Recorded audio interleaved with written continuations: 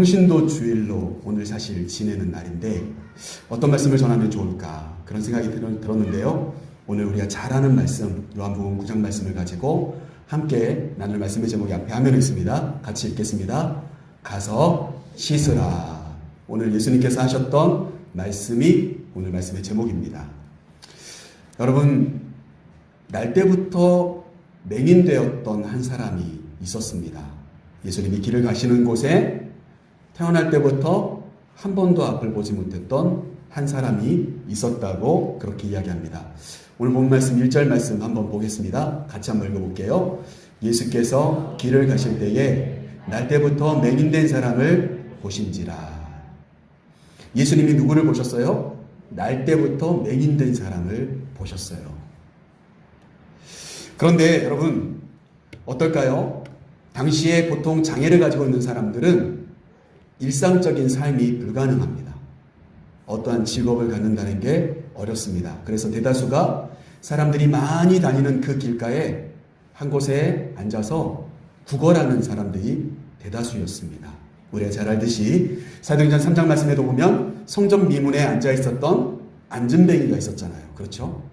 그러니까 사람들이 많이 다닐 곳에 가서 자리를 지키고 앉아서 그곳에서 구걸하면서 연명하는 사람들이었습니다.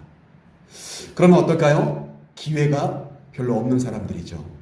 참 불쌍한 사람들입니다. 어찌 보면은 살다가 어떤 사고에 의해서 자기의 몸이 안 좋아져서 그와 같은 일들을 겪었던 사람이라면 더 큰 충격일 수도 있을지 몰라요. 그런데 어떻습니까? 태어날 때부터 그런 사람이었기 때문에 이 사람은 너무나도 그 일이 자연스러울 수도 있었을지 모르겠습니다. 자, 그러면 여러분 한번 생각해 보시죠. 앞이 보이지 않는 분이 있어요. 그러면 우리는 어떨까요? 먼저 첫 번째 보면 대다수가 불쌍히 여기잖아요. 그쵸? 참 안 됐다. 참 불쌍하다. 그래서 언제부터 보지 못하셨을까? 그런데 날 때부터 보지 못했다는 거예요. 그럼 어떨까요? 더 마음이 아프죠. 그렇지 않나요? 더 불쌍하고 세상에 이 좋은 세상, 이 좋은 경치, 자기가 얼마나 예쁘게 생겼는지 거울 한 번도 못 보고 저렇게 인생 살아가는구나. 불쌍하다. 그래서 주머니를 찾아서 돈을 찾아가지고 이렇게 적선이라도 해주면 좋겠다. 이런 마음을 가지고 한 푼이라도 보태주고 가면은 너무 좋을 것 같아요. 너무 좋을 것 같아요. 그런 모습이 어떻게 보면 기본적인 우리의 모습이 돼야 해요. 왜냐하면 마태복음 5장 말씀에 보면 7절 말씀에 그런 말씀이 나오죠. 긍휼히 여기는 자는 복이 있다. 그가 또한 긍휼히 여김을 받을 것이다. 여러분 아멘이십니까? 그러니까 누군가가 불쌍해 보이면 불쌍하다 이렇게 이야기하고 내가 도와줄 수 있는 선에서 좀 도와주고 그 불쌍함을 내가 마음으로 위로해주면 참 좋겠어요. 그런데 조금 다른 시선의 사람들도 있더라 라고 하는 겁니다. 오늘 본 말씀 2절 말씀 한번 같이 읽어보겠습니다. 같이 읽겠습니다. 제자들이 물어 이르되 라비여 이 사람이 맹인으로 난 것이 누구의 죄로 인함이니이까 자기니이까 그의 부모이니이까. 제자들의 시선은 조금 달랐어요. 거기에서 불쌍하다 여기에서 머무는 게 아니라 한 걸음 더 나아가는 거예요. 조금 영적이라고 생각하는 사람들, 조금 성경을 잘 알고 믿음 좀 있다는 사람들이 하는 행동이 이와 같습니다. 사실은 쉽게 넘겨짚을 수가 있어요. 이건 쉽게 넘겨짚은 겁니다. 그런데 여러분 그 맹인된 사람이 이 이야기를 들으면 마음에 상처가 될 이야기예요. 누구의 죄 때문에 태어날 때부터 내가 앞을 보지 못했을까? 그럼 어떨까요? 이제까지의 내 인생이 아무것도 아니라는 거예요. 죄로 인해서 출발된 인생이라는 것이고 그렇게 이야기하는 수군거림이 귀에 들렸을 때 얼마나 마음이 아프겠습니까?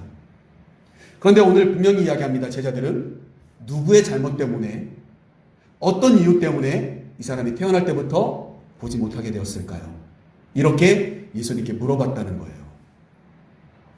여러분 우리는 대다수가 착하게 살면 복받고 악하게 살면 그에 따른 벌을 받아야 된다. 성경도 다 대다수의 이야기가 그런 이야기 아닙니까? 우리가 하나님의 말씀에 순종하여서 잘 살아가면, 순종하고 잘 살아가면 복받고, 그렇지 않으면 벌받는다. 한마디로 말하면 천국 가고 지옥 간다. 그렇게 이야기하는 거 아니겠습니까? 그렇죠?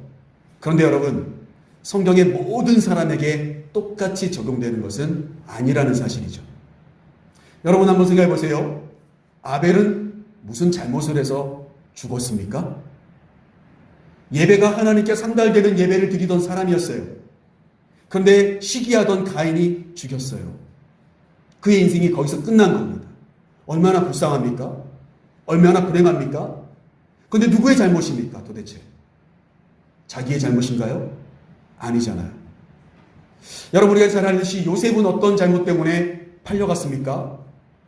자기가 잘못했습니까? 자기 부모님이 잘못했습니까? 혹자는 그런 이야기 하더라고요. 야곱이 요셉을 너무 사랑해서.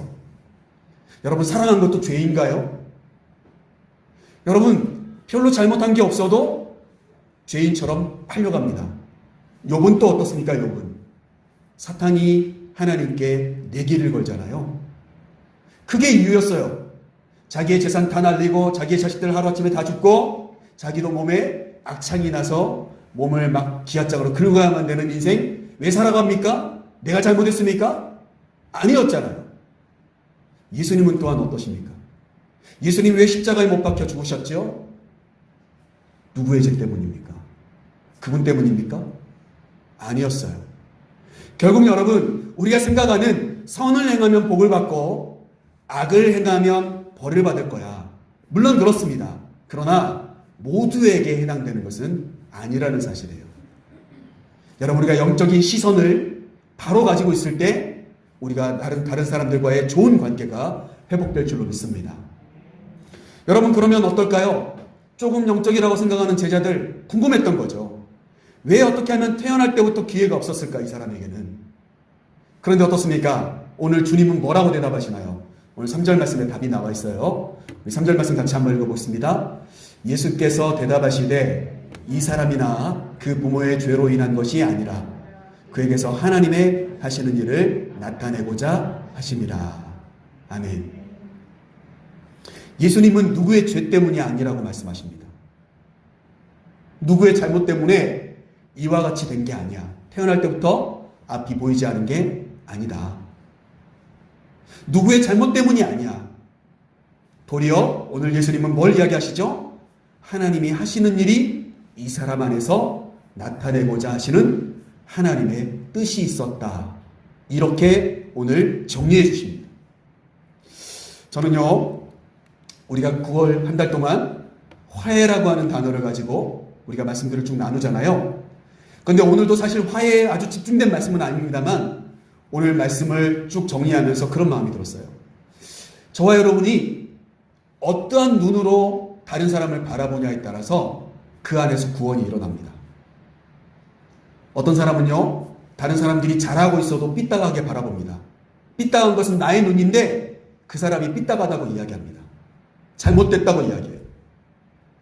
그 사람을 아주 몹쓸 사람인 것처럼 이야기합니다. 여러분, 그것은 굉장한 오해이며 매도예요. 오히려 그것이 더 하나님 앞에 악한 모습입니다. 우리는 사람을 바라볼 때, 어떠한 상황을 바라볼 때 누구의 시선으로요? 예수님의 시선으로 볼 줄 알아야 합니다.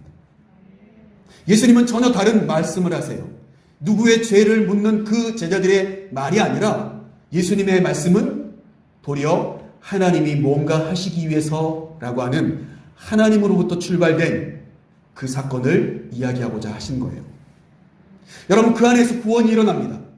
그 안에서 생명이 일어나는 거예요. 그 안에서 화해가 일어나고 용서가 이루어질 수가 있어요. 여러분, 자꾸 나의 관점에서 보지 마세요. 내 관점에서. 오히려 말씀을 중심하여서 보셔야 합니다.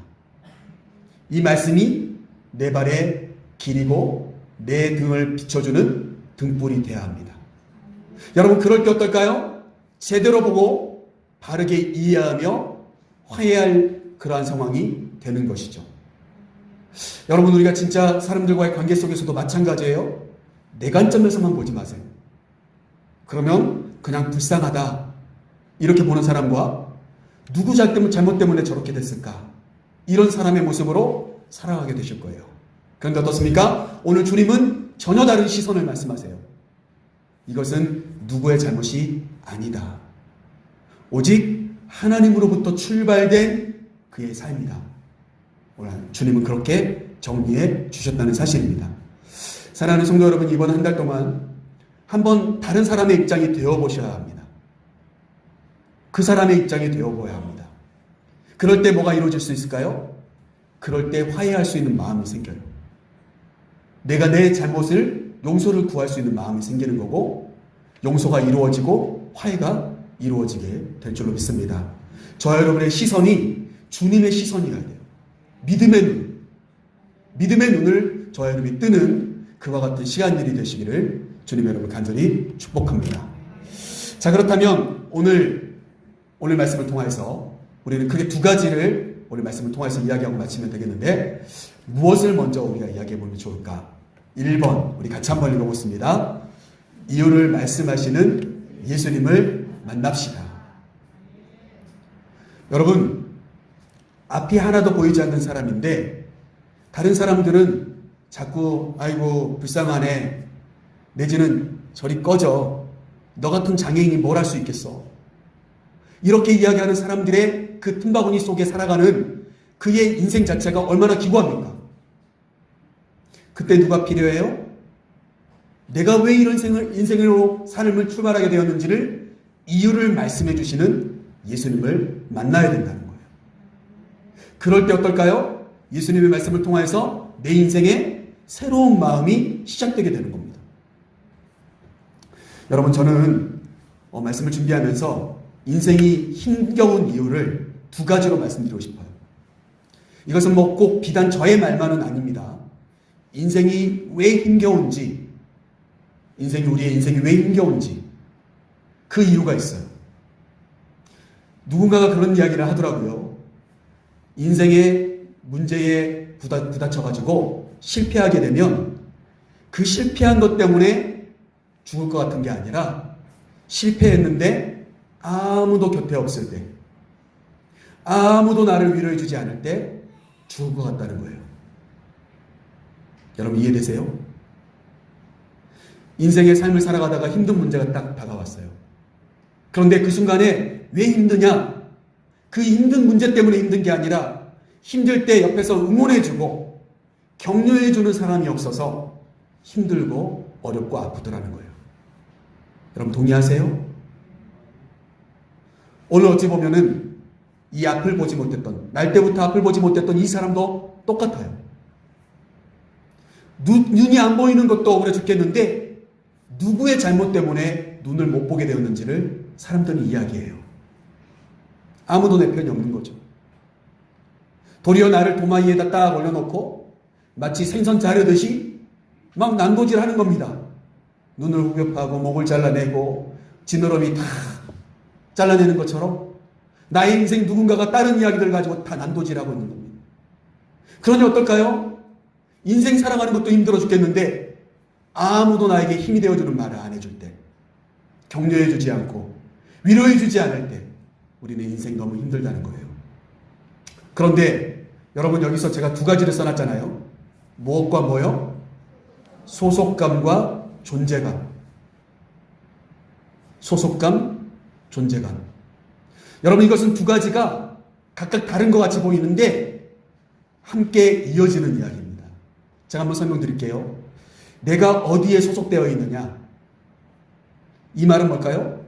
나의 주변에 어떤 친구 집단이 있는가? 나는 어느 교회에 다니고 있는가? 나는 어떤 종교를 가지고 있는가? 나는 어느 나라에 살고 있는가? 나는 어떤 가정에 살고 있는가?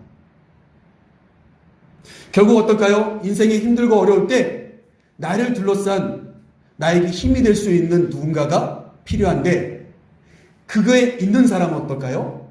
인생 그래도 살맛이 난다는 거예요. 문제가 해결되는 게 아니라 문제는 그대로 있어도 어떨까요? 나에게 힘이 되고 격려가 되어주는 사람들이 주변에 있으면 나는 어떨까요? 그 안에 들어가서 소속된 것만으로도 내가 큰 힘을 받는다는 거예요. 여러분 이해되세요? 그런데 거기까지가 끝이 아니에요. 그게 끝이 아니라 그렇게 이제 소속이 되었다면 소속된 것이 다른 사람들에게 어떨까요? 드러나야 돼요. 느껴져야 되거든요. 소위 말해서 교회에 이제 여러분이 지도제일교회에 소속되어 있으십니다. 그런데 교회에 내가 성도예요. 내가 교회 다니는 성도예요. 내 집사고요. 내가 이제 권사고 장로고 이 교회 다니는 성도예요. 근데 교회에서 무슨 일이 있긴 있어요. 그런데 아무도 나에게는 뭘 해달라고 뭘 같이 하자고 하는 사람이 아무도 없어요. 내가 그 자리에 앉아있지 않아도 아무도 나를 찾아봐 주지 않아요. 그건 뭘까요? 그건 소속감이 아니라 존재감이에요. 존재감. 나는 일쓰나 마나한 사람이구나. 이럴 때 어떨까요? 마음에 큰 상처가 되는 겁니다. 내가 무슨 말을 하려고 하는데 다 말을 잘라버려요. 아무도 내 말에 귀 기울여주지 않아요. 무시하고 인사도 안 해요. 여러분, 이렇게 서로가 서로를 대하면 어떨까요? 이 공간에 들어오는 이유와 목적이 사라지기 시작합니다. 그럼 어떻게 될까요? 교회를 떠나고 싶어 하는 거예요.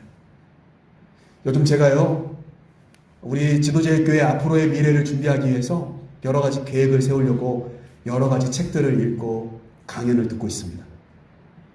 그런데 한 가지 분명하게 느낀 것은 분명히 우리 지도제일교회 스치고 지나간 분들이 굉장히 많을 수 있다는 거예요. 근데 이 자리에 계시지 않아. 왜 그랬을까? 여러분, 따지고 보면은 이 두 가지가 이유였을 수가 있습니다. 소속이 되어 있는데요. 함께 신앙생활 하는데요. 그가 나를 인정해주지 않아요. 그럴 때 어떨까요? 이곳에 올 이유가 없는 거예요. 기왕이면 나를 인정해주고 나를 따뜻하게 맞아주는 곳에 가고 싶죠.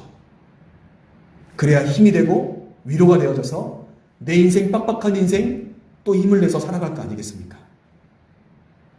여러분, 그래서 우리가 흔히 말하는 가나안 성도가 생긴 거예요. 가나안 성도. 거꾸로 하면 뭐예요? 안 나가. 가나안을 거꾸로 하면 안 나가. 교회 안 나가는 거예요. 그러면 믿음이 없냐? 하나님에 대해서 두려워하지 않느냐? 하나님에 대해서 두려워해요. 근데 교회는 안 나가요. 그런 성도가 이 시대에 굉장히 많다는 겁니다. 반드시 우리가 찾아와야 될 영혼이라고 생각되어져요. 소속감, 존재감. 오늘 주님이 어떻게 말씀하시죠? 우리 3절 말씀 다시 한번 볼게요. 3절 같이 한번 읽어보겠습니다. 예수께서 대답하시되 이 사람이나 그 부모의 죄로 인한 것이 아니라 그에게서 하나님이 하시는 일을 나타내고자 하심이라. 아멘. 여러분, 주님이 하신 말씀을 잘 보십시오. 그에게서 하나님이 하시는 일을 나타내고자 하심이라. 이 말은 뭘까요? 이 사람이 하나님의 사람이라는 거예요. 이 사람의 소속이 어디라고요? 하나님 거다. 이 사람이 날 때부터 소경된 것은 하나님 것이기에 하나님께서 그렇게 하신 거야. 엄청난 소속감이에요. 이 날 때부터 소경된 사람이 얼마나 큰 마음의 위로가 됐을까요? 이제까지 나는 무슨 죄 때문에 이럴까? 나는 무슨 복이 없어서 이렇게 살아갔을까? 이렇게 살아갔을 텐데 예수님을 통해서 무슨 말을 들어요? 하나님 때문이다. 시작이 하나님 때문이야. 이 사람은 하나님께 속한 사람이야. 여러분, 엄청난 소속감이죠. 그런데 또 한 가지 존재감을 주님께서 오늘 주십니다. 뭐라고 주십니까? 이제 그에게서 하나님이 하시는 일을 나타내고자 하시는 하나님의 뜻이 있다. 그 사람은 단순히 그냥 하나님 것에서 머무는 사람이 아니라 이제 그 사람 안에서 진짜 하나님의 일들이 나타나게 될 거야.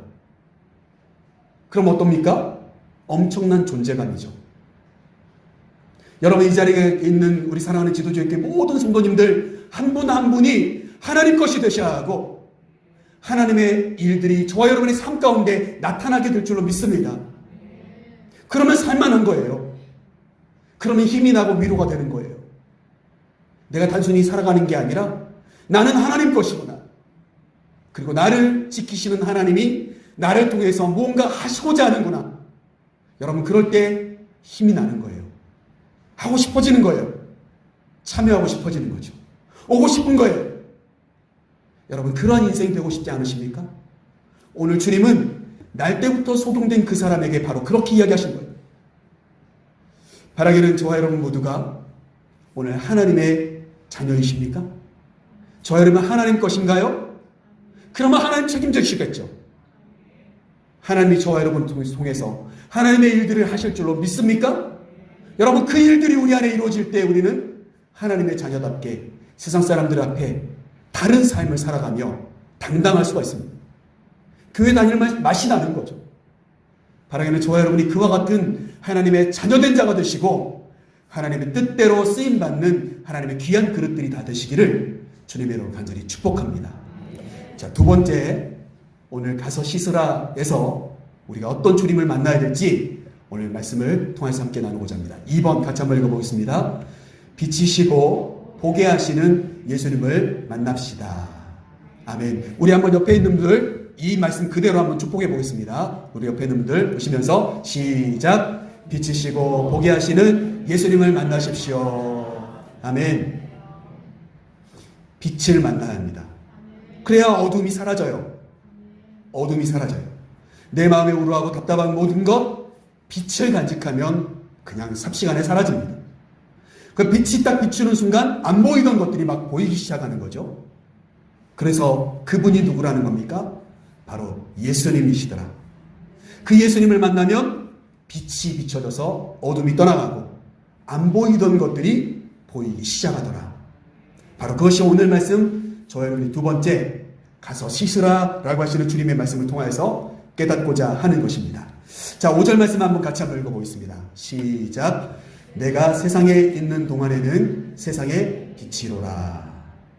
주님 스스로가 뭐라고 하셨어요? 내가 빛이야. 이렇게 말씀하셨어요. 주님이 빛이라고 말씀하셨어요. 그런데 어떻게 말씀하시죠? 세상에 있는 동안에는 어떤 곳에 빛이라고요? 세상의 빛이야. 여러분, 그렇게 말씀하십니다. 여러분, 한번 생각해 보세요. 결국 이 말씀은 어떤 의미로 우리에게 다가올까요? 이어지는 말씀을 우리 한번 4절 말씀도 한번 보겠는데, 우리 4절 말씀 한번 보겠습니다. 같이 읽겠습니다. 때가 아직 낮음에 나를 보내신 이의 일을 우리가 하여야 하리라. 밤이 오리니 그때는 아무도 일할 수 없느니라. 여러분, 빛이 비출 때가 있다 없다? 때가 있다는 거예요. 그 때를 우리는 낮이라 말합니다. 지금이 어떤 시간인가요? 우리 빛이 없어도 잘 보이는 낮입니다. 낮. 그러면 우리가 뭘 해야 된다는 거죠? 주님 말씀하실 때 보내신 이의 일을 하여야 하리라. 그런데 어떻습니까? 밤이 올 거야. 빛이 사라지는 거죠. 그럼 어떻게 되죠? 아무것도 할 수가 없다. 여러분, 여러 성경 주석학자들은 이 말씀이 이미 주님께서 십자가에 달리셔서 죽으시고 부활하신 다음에 제자들 곁을 떠나실 것에 대한 예언의 말씀이다. 이런 이야기도 합니다. 그런데 오늘 저는 그렇게 보려고 하지 않아요. 우리가 아까 읽었던 5절 말씀과 이 4절 말씀을 우리가 이어서 생각해 보면 예수님이 세상에 있으면 세상의 빛이 되시죠. 맞죠? 그러면 그 말씀을 중심으로 4절 말씀을 보시면 어떻게 볼까요? 주님이 있으면 그곳에 어느 곳이든지 나처럼 환하게 될 거라는 거예요.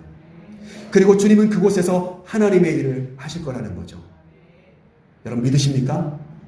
그런데 빛이 없으면 아무것도 하시지 않을 거라는 거예요. 결국 저는 이 말씀을 묵상하면서 우리 성도님들에게 그 말씀을 드리고 싶어요. 오늘 저와 여러분이 붙잡아야 될 것은 다른 게 아닙니다. 나의 주님은 어디 계시는가? 예수님은 어디에 계시는가? 예수님은 나에게 오늘 찾아오셨는가? 예수님은 우리 가정에 함께 계신가? 예수님은 이 지도 일대에 함께 계시는가? 예수님은 내 일터에 함께 계시는가? 여러분, 그게 굉장히 중요합니다. 왜요? 주님이 그곳에 계시면 그곳에 빛이 되어주시니까요. 근데 예수님이 나와 함께 계시잖아요. 그러면 자꾸 뭘 하려고 하지 마세요. 할 수도 없어요. 해서도 안 돼요. 왜요? 밤이니까요. 주님이 함께 계실 때 일을 하십시오. 주님과 함께 일하십시오. 그게 오늘 주님이 말씀하시는 아주 중요한 내용들입니다. 그분은 빛이세요. 그러니까 그분이 함께 있는 그곳에 빛이 되어주세요.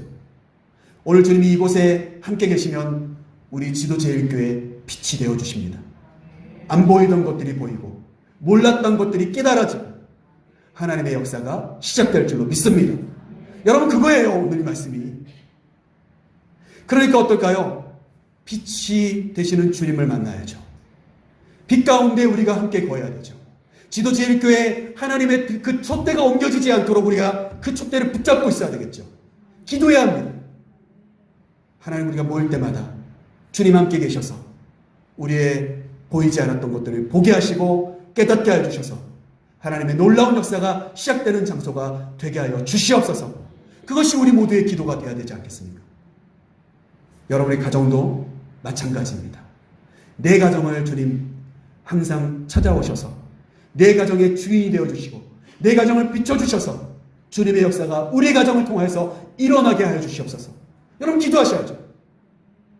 여러분, 그것이 오늘 저와 여러분이 붙잡아야 될 기도입니다.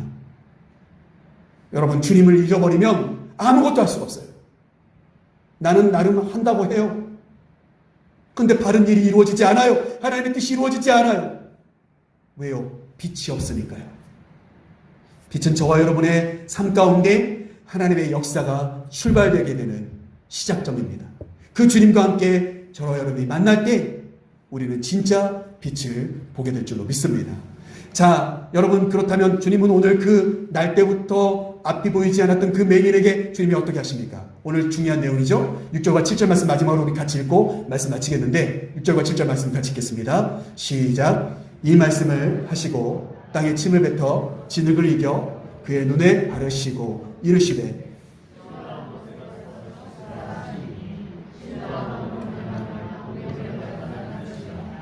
이에 가서 씻고 밝은 눈으로 왔더라. 아멘. 주님이 오늘 진흙을 직접 이기셔서 그 앞을 보지 못했던 사람의 눈에 발라주십니다. 그리고는 실로암 못으로 가라고 말씀하십니다. 거기 가서 이 진흙을 다 씻고 와라. 가서 씻어라. 주님이 그렇게 말씀하십니다. 제가요, 이 본문을 가지고 나오는 수많은 주석들이 있는데 그것들을 다 일일이 설명드리지 않겠습니다. 왜 주님이 하필이면 비위생적으로 침을 뱉으시고 진흙을 이겨서 그의 눈에 발라주시고 이런 이야기를 제가 하려고 하는 게 아닙니다. 중요한 포인트는 뭐냐면 실로암에 보내셨다는 거예요. 그를 그곳에 가라고 말씀하셨어요. 보내셨다는 거예요. 그리고 딱 한 가지 말씀하셨어요. 가서 씻어라. 이렇게 말씀하셨어요. 이게 중요한 이야기입니다. 이게 아주 중요한 이야기예요. 실로암의 뜻이 뭐라고 되어 있습니까? 보냄을 받았다. 여러분, 이 맹인이 처음부터 보지 못했던 이 사람이 오늘 주님을 통하여서 소개받은 곳이 어디예요? 실로암이에요. 보냄을 받았다라는 뜻을 가지고 있는 바로 그 연못이었어요. 오늘 이 사람은 누구를 통해서 보냄을 받았습니까? 예수님을 통하여서 보냄을 받았습니다. 여러분, 이게 굉장히 중요한 이야기예요. 내가 무엇을 하든 무엇을 하지 않든 예수님을 통하여서 하십시오. 예수님이 저와 여러분을 보내시면 내가 뭐 특별하게 하지 않아도 놀라운 일들이 시작됩니다. 누구를 통해서 보냄받았냐는 게 중요해요. 이 실로암이라는 이름의 뜻이 너무 좋아요.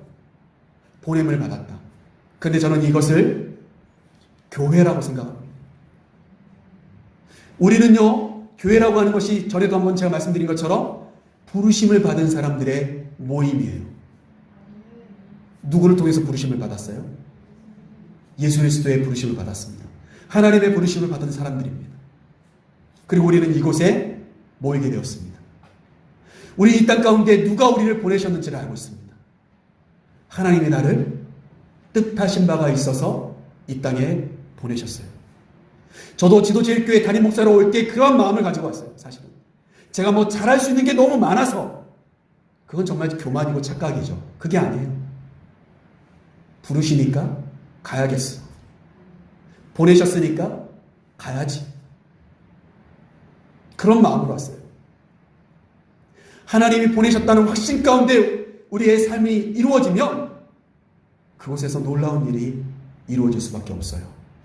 하나님은 보내셨다면 손해보려고 보내시는 게 하나도 없어요. 내가 이 땅 가운데 태어난 것도 하나님의 손해가 아니라 하나님이 영광 받으시기 위해 보내신 줄로 믿습니다. 저와 여러분이 누구를 통해 보내심을 받았습니까? 그게 너무너무 중요합니다. 오늘 이 사람은요, 그곳에 가서 어떻게 해야죠? 우리 7절 말씀 마지막 부분에 보면 이렇게 나오죠? 가서 씻고 밝은 눈으로 왔더라. 이 사람은요, 그게 보는 것인지도 몰라요. 이게 보이는 것인지도 몰라요. 아마 물어 갔을 거예요. 앞이 보이지 않으니까. 실로암이 어디예요? 제가 거기 가야 합니다. 사람들이 가르쳐 주었겠죠. 저쪽으로 가보라. 좀 좋은 사람 만났으면 손을 잡고 이렇게 가줬으면 좋았을 텐데, 어떤 방법을 통해서든지 그곳에 도착한 이 사람은 거기에서 예수님이 발라주셨던 진흙을 씻어내고 있었어요. 그런데 그가 한 번도 경험해보지 못했던 그 빛이 들어오는 거예요. 물이 보입니다. 아, 이게 물이구나. 실로암이 이렇게 생겼던 거였구나. 그 물가가 깨끗한 물이라면 거기에 물에 비치는 자신의 얼굴이 보여졌겠죠. 여러분, 이제껏 생각하지 않았던 최초의 경험을 한 장소가 바로 실로암입니다. 보냄을 받은 그 장소가 최초의 경험, 내가 이제까지 경험해보지 못했던 하나님의 역사가 나타나는 장소가 되었다라고 하는 사실이에요. 사랑하는 성도 여러분, 저는 우리 지도제일교회가 바로 이와 같은 장소가 되기를 원합니다. 저와 여러분이 교회에 오면 이곳에서 세상의 모든 때 다 씻어내버리고, 말씀으로 씻어내고, 찬양으로 씻어내고, 기도로 씻어내서 주님의 빛을 보고, 내가 인생에 어떻게 생겼는지 이제까지 보지 못했던 그것을 새롭게 경험하는 장소, 바로 그 장소가 바로 우리 지도제일교회가 되어야 될 줄로 믿습니다. 이곳에 와서 자꾸 마음에 상책이 나고, 내가 그럴 줄 알았어, 하나님은 없어, 이렇게 하기 위한 장소가 아니라 이곳에 오시는 분들마다, 이곳에 와서 기도하고 예배드리는 분들마다 빛을 경험하고, 주님이 나에게 해주신 가서 씻어라, 아주 단순한 말씀인데도 불구하고 그대로 실천하고 이곳에 들어올 때마다 내 모든 마음의 것들이 씻겨남을 당하고, 그래서 어떻습니까? 정말 빛을 경험하고 새로운 인생의 경험을 하시는 장소, 바로 우리 지도제일교회가 되기를 간절히 소망합니다. 오늘도 여러분, 저와 여러분이 보지 못했던 것들을 느끼고 내 마음속에 생각하지 못했던 것들을 다시 한번 떠올리면서 오늘도 그렇게 기도하시는 그런 귀한 한 주간이 출발되어지시는 복된 주일이 되시기를 주님 여러분 간절히 축복합니다. 기도하겠습니다.